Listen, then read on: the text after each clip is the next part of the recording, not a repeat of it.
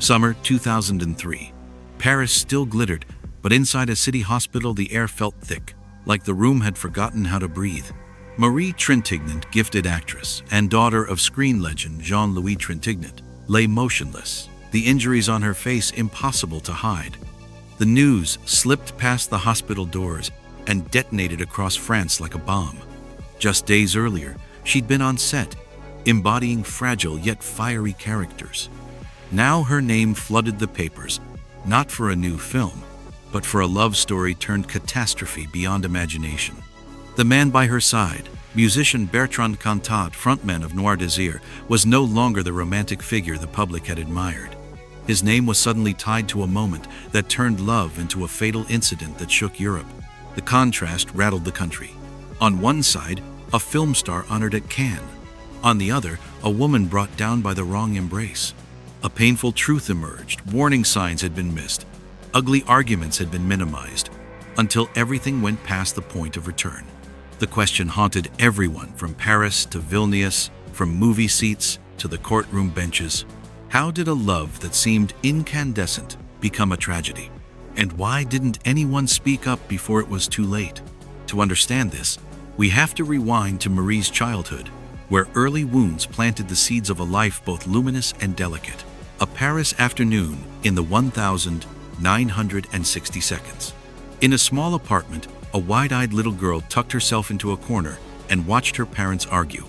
Marie Trintignant was only a few years old, yet the darkness of a breaking home etched itself into her memory like a scratch that would never fade. When Jean-Louis and Nadine, two celebrated figures of French cinema, decided to part, the applause outside couldn't fill the silence inside. Marie grew up with her mother, a strict director who loved her fiercely. Film sets became her playground. Lights in her face instead of lullabies, the shout of action in place of bedtime stories. From early on, she knew the lens. She knew transformation, but what she craved most wasn't fame. It was safety. Even as a child, she revealed two competing selves.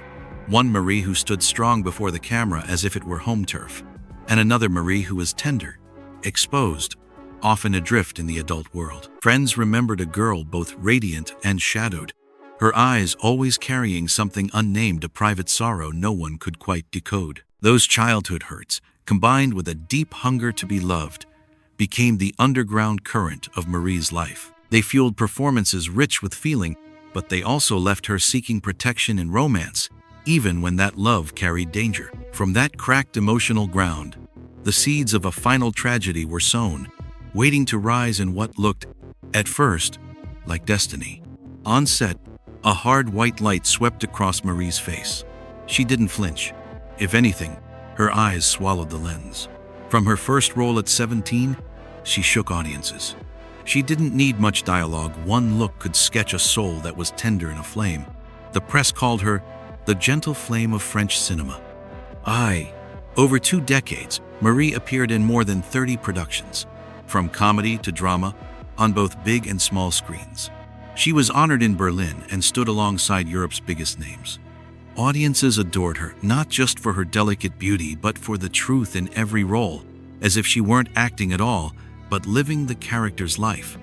Behind the shimmer, though, her world was full of fissures. She threw herself into work like a moth to a flame, using it to cover a deeper loneliness.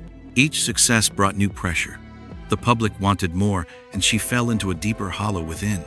Friends remembered the gentle smile she wore in public, and the quiet, faraway look once the curtain fell. Her brilliance was a two-sided mirror. One face was endless applause and flashbulbs. The other, sleepless nights, brief affairs, and a heart always searching for shelter. The more she was praised, the more she felt pulled toward having anyone by her side. Then, at the fated moment, he appeared, a rebellious musician, a magnetic rock frontman. The love story of Marie Trintignant and Bertrand Cantat began, and with it, the spotlight swung onto the darkest chapter of her life. Autumn 2002.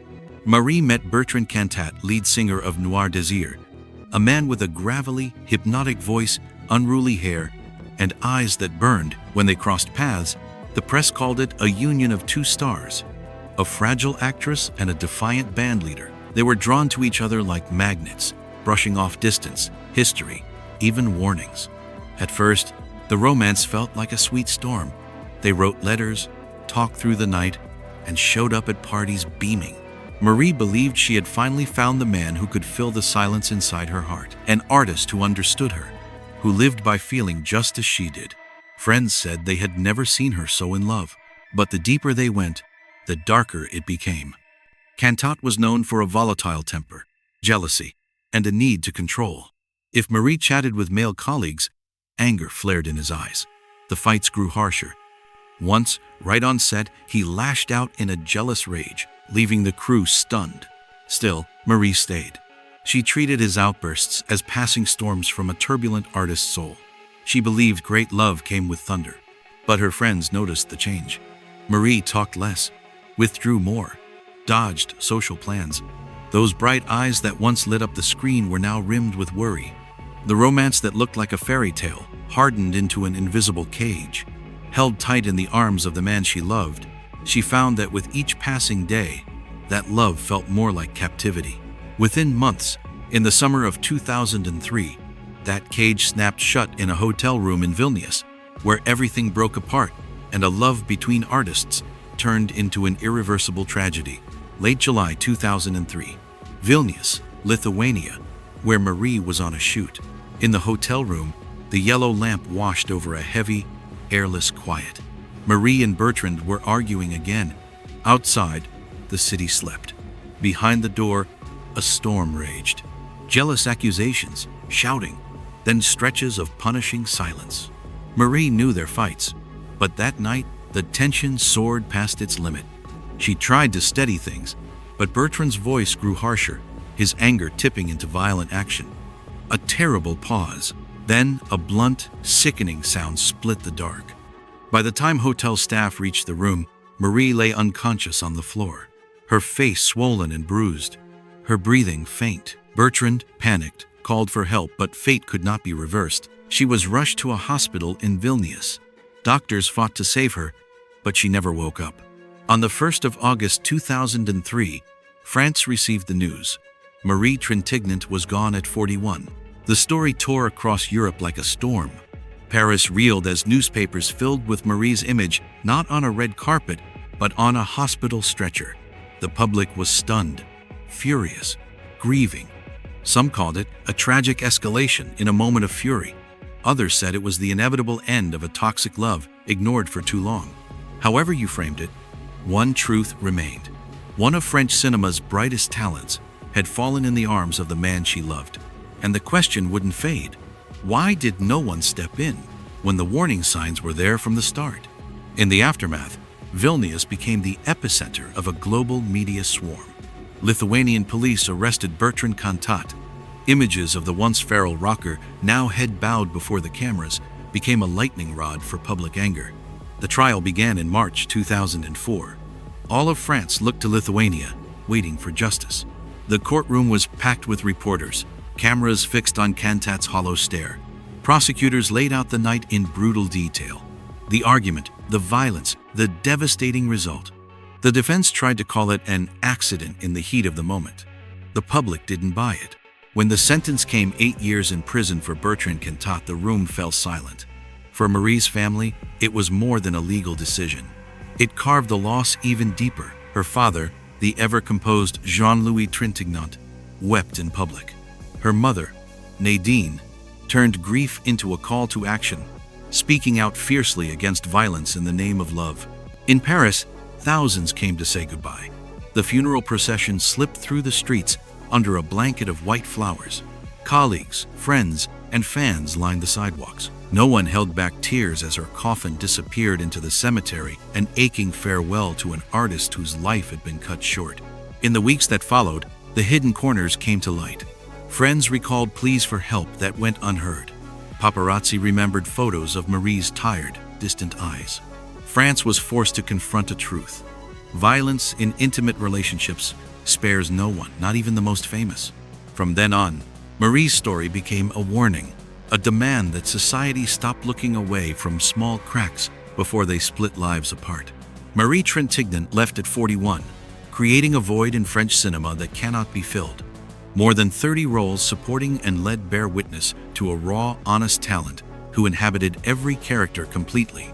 Audiences remember not only her performances, but that delicate vulnerability that made every glance and every line carry weight. Her tragedy outgrew the case file. It became a social emblem. People speak of Marie as a victim of a destructive love, but also as a bell that rang for an entire generation of women. Violence in love is not a private matter, it's a social crisis we must face. After her death, France erupted in debate about silence, early intervention, and justice for women trapped in dangerous arms. At the funeral, her father stood still, eyes swollen with grief. That image seared itself into the nation's memory, a cinema legend bidding farewell to his daughter. A whole artistic generation bowing its head to a loss too cruel to bear. For those who loved her, Marie left more than films. She left a wound that will never fully heal. But on the screen, Marie Trintignant still lives. Each time a scene of hers plays, audiences see not just an actress, but a woman who lived, loved, and fell because of the very love she sought. The stage lights are out, but the memory of Marie and the aching question she leaves behind will live on in France. Why do we speak up only when it's too late?